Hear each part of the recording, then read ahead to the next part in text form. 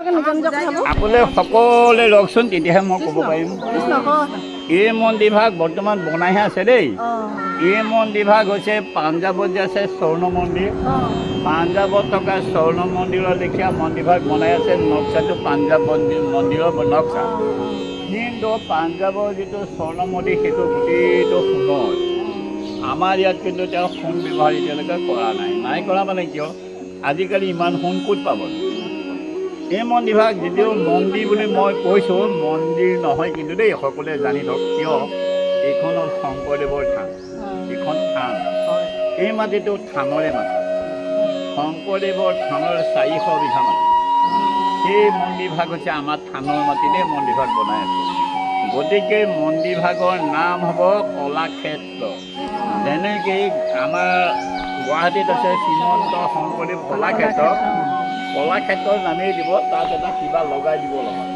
সেইটো হিমন্ত বিশ্ব শৰ্মা আৰু আমাৰ সৰ্বানন্দ সোণোৱালে এইটো 4 বছৰ হৈছে সৰ্বানন্দ সোণোৱালৰ লাষ্ট বছৰত এইটো আধা কিবা স্থাপন কৰিছিলে অমিত শ্বাহ তেওঁ আধা কিবা স্থাপন কৰি থৈ গৈছে ইয়াৰ এই বাউণ্ডেৰী এই ৱালৰ পৰা 1 কিলোমিটাৰ সিফাললৈকে সেয়া আমাৰে মাটি আনৰ মাটি দেই তাত আমাৰ এনেকুৱা ডাঙৰ বাউণ্ডেৰী মাৰি দিছে সিপিনৰ পৰা কুকুৰ মেকুৰী এটা ইপিনে পাৰ হৈ আহিব নোৱাৰিব সিপাৰে সেয়া সেই দায়ীয়াসকল আছে দেই আছে 2 চাইডে এতিয়া আমি সকলোৱে মনে মনে থাকোচোন আপোনাক সকলোকে মই লৈ আহিছোঁ আকাশী গংগাৰ পাৰলৈ এইখনেই হৈছে আকাশী গংগাখন শংকৰদেৱে মধ্যৰাতি আকাশৰ পৰা নমাই অনাৰ কাৰণে ইয়াৰ নাম আকাশী গংগা শংকৰদেৱে মধ্যৰাতি আকাশৰ পৰা আকাশী গংগাখন নমাই আনিবলগীয়া কিয় হৈছে শংকৰদেৱৰ দিনত বৰদোৱাত পানীৰ বৰ অভাৱ হৈছে পানীৰ অভাৱৰ কাৰণে তেওঁ কুঁৱা ভাগ নিজে খান্দি লৈছে সেইটো কুঁৱা পানী তেওঁহে খায় তেওঁহে গা ধুৱে তেওঁৰ লগত চকুৰি ভকত অনবৰত থাকে চকুৰি ভকতে তেওঁৰ লগত নাম কীৰ্তন কৰিব লাগে কিন্তু তেওঁ কুঁৱাতে যেতিয়া অকলে খায় অকলেহে গা ধুৱে ভকতখিনিয়েতো গা ধুব লাগিব তেওঁলোকেতো পানী খাব লাগিব ভকতসকলে গা নুধুলে গুৰুজনৰ লগত নাম কীৰ্তন কেনেকৈ কৰিব তেতিয়া সকলো ভকতে লগ খাই গৈ গুৰুজনক আপত্তি কৰিব যে গুৰুবাপ আমাক পানী অকণৰ সুব্যৱস্থা আপুনি কৰি দিয়ক তেতিয়া গুৰুজনেতো ভকতসকলৰ কথা ৰাখিবলগীয়া হ'ল কিয় ভগৱান শ্ৰীকৃষ্ণই তেওঁৰ দিনত ভকতৰ কথা ৰাখিছে গুৰুজনেও ৰাখিবলগীয়া হৈছে ভকতৰ কথা ৰাখিবলগীয়া হৈ মই যে অক্ষয় বন্তি আসনভাগ দেখালোঁ আসনৰ তলতে তেওঁ নিজে আসন পাতি বহি ল'লে আসন পাতি বহি লৈ তেওঁ ধূপ জ্বলালে ধূনা জ্বলালে বন্তি জ্বলাই তেওঁ ওপৰলৈ প্ৰভুক আৰাধনা কৰিলে মধ্যৰাতি আকাশৰ পৰা আকাশী গংগাখন নামি আহিছে আপোনালোকে চাওক এইখন আকাশী গংগাত কোনো জান জুৰি একো নাই আকাশী গংগাখন যেতিয়া আকাশৰ পৰা নামি আহিছিল তেতিয়া আমাৰ ইয়াত এটা বহুত ডাঙৰ শব্দ হৈছিল শব্দটো শুনি ভকতসকলে ভয় খাই ভকতসকল কোনো খোৱা নাই সকলো ভকতে একেলগে বহি আছে উজাগৰে গুৰুজনে নমাই আনিছে তেওঁ জানে কি হৈ আছে ভকতসকলেতো একো নাজানে সকলো ভকতে যেতিয়া অলপ পোহৰ হৈছে ভকত সকলো গুৰুজনক সুধিছে গুৰুবাপ ৰাতি যে ইমান এটা ডাঙৰ শব্দ হ'ল আউজ হ'ল আমাৰ ইয়াত কি হ'ল আমাৰ সকলোকে কওকচোন তেতিয়া গুৰুজনে ভকতসকলক কৈছিল তোমালোক সকলো ভকতে লগ খাই উত্তৰ দিশলৈ যোৱাচোন এইটো উত্তৰ দিশ আৰু সেইকাৰণে মাধৱ পুৰুষে ঘোষাত লিখিছে উত্তৰীয়া কাশী গংগা ভক্তি সৰোবৰ মধ্যনিশা নমালন্ত শ্ৰীমন্ত সংগ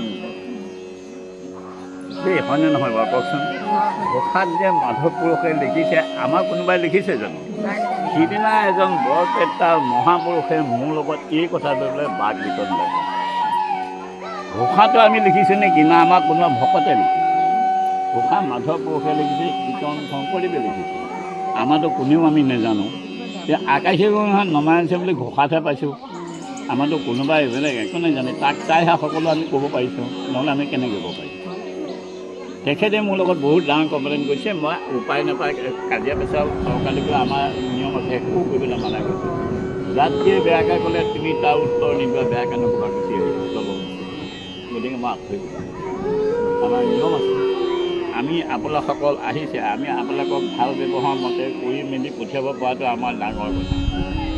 আমাক আপোনালোকে গালি পাওক, আমি কিন্তু পাৰিব নোৱাৰিম, অধিকাৰ নাই। আমি পাৰিব পৰা অধিকাৰ আপোনালোকৰ আছে, আমাক পাৰিব পৰা আমাৰ নাই কিন্তু দেই। তাৰপিছত আৰু কি ক'ম, মই লাহেকৈ গুচি গ'লোঁ আঁতৰে থানলৈ গুচি গ'লে নক'লোঁ আৰু ওপৰটো বাৰু। এতিয়া এই আকাশী গংগাখন বাৰু চাওক, আপোনালোকে সকলোৱে চাওকচোন। আকাশী গংগাখন এখন ধেনুৰ নিচিনা এটা ভাগ আছে। বৰদোৱাৰ আকাশী গংগাখন ধেনু ভটিয়া। সকলোৱে বাৰু চাওকচোন, মই বিচাৰি কৈছোঁ নে সঁচাই কৈছোঁ, দুটা চুক দুই চাইডে লাগিছে। দুটা চুক, এটা পশ্চিম ফালে লাগিছে, এটা পূবৰ ফালে লৈছে, দুইটা চুক। সিটো হ'ল বাউণ্ডৰী, এইডাল ধৰক ৰছী, এই বাটচৰাটো কাঠ। আকাশী গংগাখন ধেনু ভজিয়া কেনেকৈ হ'ল বা কিয় হ'ল? ভগৱান শ্ৰীকৃষ্ণৰ ৰুক্মিণীক হৰণ কৰি কুণ্ডিলৰ পৰা দ্বাৰকালৈ গৈছিল বুলি মই কৈছোঁ নহয়। দ্বাৰকালৈ যাওঁতে ভগৱান শ্ৰীকৃষ্ণৰ ৰুক্মিণীক লৈ পেলাই আমাৰ আকাশী গংগাৰ পাৰত এজোপা বটবৃক্ষ গছ আছিলে। বটবৃক্ষ গছৰ তলত ভগৱান শ্ৰীকৃষ্ণই ৰুক্মিণীক লৈ নামি বহিছিল। কেতিয়া বহিছিল? যেতিয়া ৰুক্মিণীক ভগৱান শ্ৰীকৃষ্ণই হৰণ কৰি লৈ আহিছিল। তাত যে তেওঁ বহিছিল, সেই সময়ত কৃষ্ণৰ হাতত তেওঁ ধনুখন আহিছিল। ভগৱান শ্ৰীকৃষ্ণৰ ধনুখন হাতত কিয় আহিছিল? কৃষ্ণই যেতিয়া ৰুক্মিণীক হৰণ কৰিব সময়ত ৰুক্মিণীৰ ককায়েক ৰুক্ময় বীৰৰ সৈতে ভগৱান শ্ৰীকৃষ্ণই যুদ্ধ কৰিবলগীয়া হৈছে। ৰুক্ময় বীৰেতো কৃষ্ণক ৰুক্মিণীক নিদিয়া দুৱালৰ ল'ৰালো, তেতিয়া ভগৱান শ্ৰীকৃষ্ণই যুদ্ধ কৰিবলগীয়া হৈছে নহয়। যেতিয়া তেওঁ যুদ্ধ কৰিছিল, প্ৰথমতে তেওঁ ধেনু লৈ যুদ্ধ কৰিছিল। সেইকাৰণে তেওঁৰ হাতত ধনুখন আহিছিল। সেই ধনুখন বটবৃক্ষৰ গছজোপাত আউজাই থৈ ৰুক্মিণীৰ সৈতে তেওঁ গছৰ তলত বহিছিল। কিন্তু ভগৱান শ্ৰীকৃষ্ণৰ ধনুখন ইমান গধুৰ, তেওঁ ধনুৰ ভৰত বটবৃক্ষ গছজোপা দৌলি দাবি গুচি গ'ল। যেতিয়া বটবৃক্ষ গছজোপা ধেনুৰ ভৰত দৌলি দাবি গুচি গ'ল, ধনুখনটো মাটিতে পৰি থাকিলে। য'ত ধনুখন পৰিলে দাপৰ যুগত তাত ধনুচিন ৰখিল। কলি যুগত শংকৰদেৱে ধনুচিনত আকাশী গংগাখন নমাই অনাৰ কাৰণে আকাশী গংগাখন ধেনুৰ ভৰত। আৰু বটবৃক্ষ গছজোপা ধেনুৰ ভৰত দৌলি দাবি যোৱাৰ কাৰণে আমাৰ এই ঠাইৰ নাম বটদোবা। আমি যে বটদোবা কওঁ ধৰক, বটদোবাটো পাইছোঁ। বটবৃক্ষ গছজোপা ধেনুৰ ভৰ সহ্য কৰি দৌলি দাবি যোৱাৰ কাৰণেহে বটদোবা হৈছে। এতিয়া আপোনালোকক আৰু এটা খুব ধুনীয়া ভাগৱতৰ কথা কওঁ দেই। খুব ধুনীয়া এটা ভাগৱতৰ কথা কওঁ, আমাৰ মহিলাসকলৰ কাৰণে বৰ আনন্দিত। ভগৱান শ্ৰীকৃষ্ণই যেতিয়া ৰুক্ময় বীৰৰ সৈতে যুদ্ধ কৰিছিল, ৰুক্ময় বীৰ যিমান বুলি ভগৱান শ্ৰীকৃষ্ণ সিমান বুলি, কৃষ্ণ যিমান বুলি ৰুক্ময় বীৰ সমান। এজনেও এজনক বলে পৰা নাছিল ধনুবিদ্যা। তেতিয়া ভগৱান শ্ৰীকৃষ্ণই কি কৰিছিল? তেওঁ সুদৰ্শন চক্ৰপাত মাতিছিল। সুদৰ্শন চক্ৰপাত যেতিয়া আহি পাইছিল, ৰুক্মিণীয়ে শ্ৰীকৃষ্ণৰ ভৰিত ধৰি মাফ খুজিছিল। প্ৰভু, মোৰ দাদাক আপুনি বধ নকৰিব, মোৰ দাদাৰ প্ৰাণটো আপুনি কাঢ়ি নল'ব, মই আপোনাক মাফ খুজিছোঁ। তেতিয়াতো ভগৱান শ্ৰীকৃষ্ণই ৰুক্মিণীৰ কথা মানিবলগীয়া হ'ল। কিয় মানিবলগীয়া হ'ল? ৰুক্মিণীকতো তেওঁ যেতিয়া হৰণ কৰিলে ভাগ্য হ'ল, গতিকে ৰুক্মিণীৰ কথা ভগৱান শ্ৰীকৃষ্ণই মানিবলগীয়া হৈ সুদৰ্শন চক্ৰপাত সোঁহাতৰ তৰ্জনাখনতে ধৰি ৰাখিবলৈ দিছিল। কিন্তু সুদৰ্শন চক্ৰপাতে ভগৱান শ্ৰীকৃষ্ণৰ সোঁহাতৰ তৰ্জনাঙলৈ পেটটো কাটি দিছিল।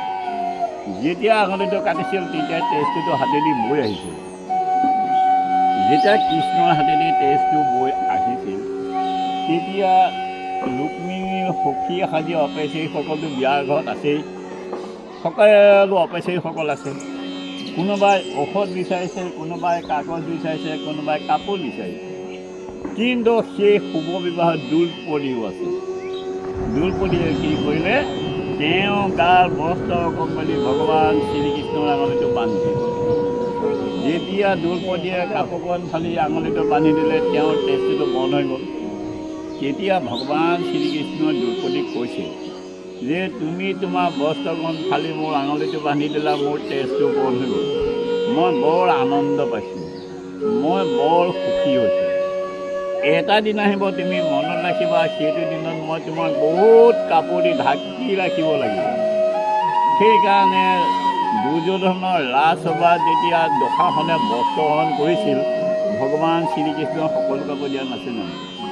সকলো কাপোৰটো কৃষ্ণই ইহে দিছে, তৰ্জমা বুলি দিয়ে দিছে। হয়নে বাৰু? হয়। এতিয়া বাৰু সকলোকে কোৱা নাযায়, কিন্তু আপোনালোকক খুব ডাঙৰ ভাগৱতৰ এটা কথা মই কৈ দিছোঁ বাৰু দেই। মই যে কৈছোঁ ভগৱান শ্ৰীকৃষ্ণই ৰুক্মিণীক লৈ পেলাই বটবৃক্ষ গছৰ তলত নামি বহিছে। বটবৃক্ষ গছজোপা কোন আছিল? বটবৃক্ষ গছজোপা ক'ৰ পৰা আহিছে? সেইটো সময়ত এতিয়া ইমান গছ গছনি, সেইটো সময়ত চাগে কিমান গছ গছনি আছিল, কিন্তু কোনো গছৰ তলত নবহি তেওঁ বটবৃক্ষৰ গছজোপা তলতে ঘূৰি নেকি? বটবৃক্ষৰ গছজোপা হৈছে ভগৱান শ্ৰীকৃষ্ণৰ গাৰ এটা অংশ। কেনেকৈ? ভগৱান শ্ৰীকৃষ্ণৰ দ্বাপৰ যুগত যেতিয়া ইয়ালৈ আহিছে, ইয়াত এতিয়া এখন শুকান মৰুভূমি আছে। তেতিয়া পানী দুনি নাছিলে। কলি যুগতহে শংকৰদেৱে আকাশী গংগাখন নমাই আনিছে, ভগৱান শ্ৰীকৃষ্ণৰ দ্বাপৰ যুগত। যেতিয়া তেওঁ ইয়ালৈ আহিছিল, সেই সময়ত ইয়াত পানী দুনি নাই, শুকান মৰুভূমি, অকণমান জেগাত বোকা পানী আছে। আৰু সেইটো সময়তে ইয়াত এজন মুনিয়ে আশ্ৰম পাতি বাস কৰি আছিল। এজন মুনিজনৰ নাম হৈছে শ্ৰৱণ মুনি। আপোনাৰ সকলোৱে নাম শুনিছে শ্ৰৱণ মুনি। শ্ৰৱণ মুনিয়ে যি সময়ত আশ্ৰম পাতি বাস কৰি আছিলে, সেইটো সময়তে ভগৱান শ্ৰীকৃষ্ণই বৰাহৰ ৰূপ ধাৰণ কৰিছে। ভগৱান শ্ৰীকৃষ্ণই বৰাহ ৰূপ ধাৰণ কৰিছে নহয়। তেওঁ বৰাহ ৰূপ ধাৰণ কৰি